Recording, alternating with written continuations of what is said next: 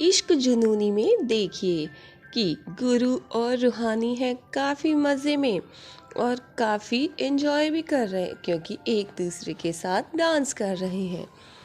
और फिर इधर भी आप देखेंगे कि गुरु ने दोष दिया रूहानी को क्योंकि गुरु की माँ की तबीयत हुई है ख़राब।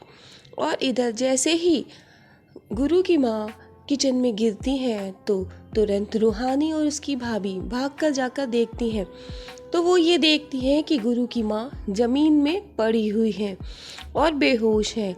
उनको बेहोशी हालत में देखकर दोनों डर जाती हैं और रूहानी को कुछ नहीं समझ में आता है कि क्या करें।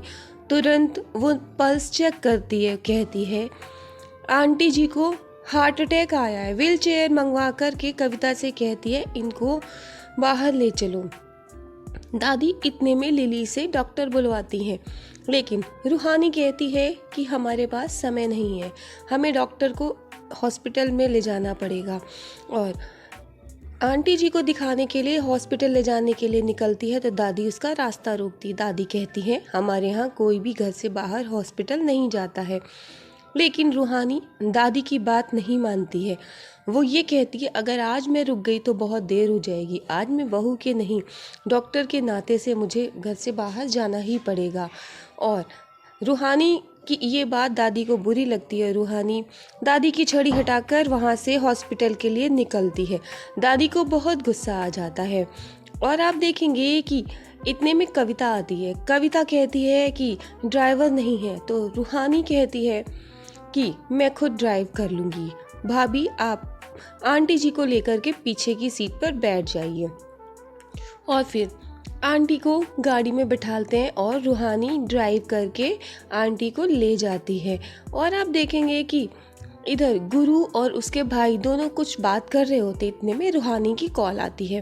गुरु बात करता है तो रूहानी सारी बात गुरु को बता देती है और गुरु अपने भाई से कहता है कि हमको अभी के अभी हॉस्पिटल निकलना होगा, माँ की तबीयत ख़राब हो गई है। और इधर रूहानी जल्द से जल्द हॉस्पिटल पहुँचना चाहती है। इतने में भाभी माँ को होश में ला ही रही होती लेकिन उनको होश नहीं आता है, वो रो रही होती है। और वो लोग हॉस्पिटल पहुँच जाते हैं। हॉस्पिटल पहुँचते ही वो इमरजेंसी में आंटी को भेजती है। फिर आप देखेंगे वहाँ पे गुरु और उसका भाई आ जाते हैं। उनको पता चलता है कि आंटी को हार्ट अटैक आया है और वो आईसीयू में एडमिट है। आप देखेंगे कि सभी लोग परेशान होते हैं। इतने में अंदर से डॉक्टर निकल के आते हैं।